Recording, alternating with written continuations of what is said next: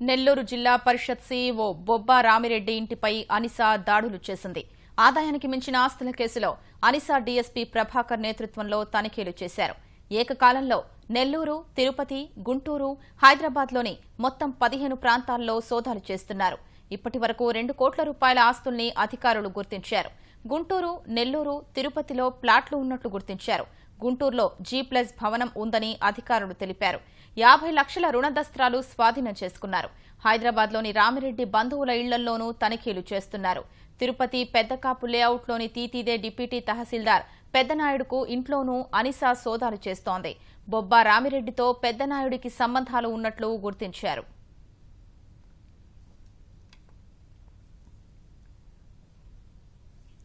నెల్లూరు జిల్లా పరిషత్ సీఈఓ బొబ్బా రామిరెడ్డి ఇంటిపై అనిసా దాడులు చేసింది.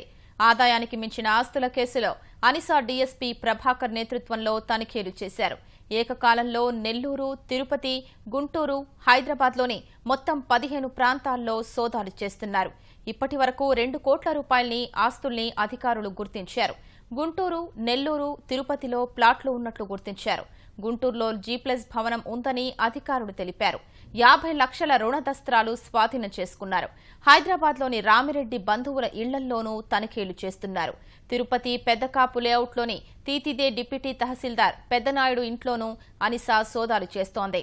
బొబ్బా రామిరెడ్డితో పెద్దనాయుడికి సంబంధాలు ఉన్నట్లు గుర్తించారు.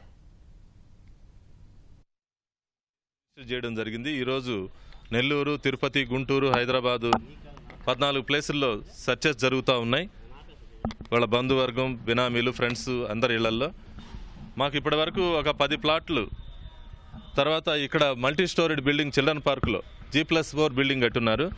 అట్లనే గుంటూరులో ఒక అపార్ట్మెంట్లో ఫ్లాట్ ఉంది. అక్కడ ఫ్లాట్స్ కూడా ఉన్నాయి, ప్లాట్స్ పోష్ ఏరియాలో. వీటన్నిటి విలువ మనం తర్వాత కొంతమందికి అప్పిచ్చున్నారు.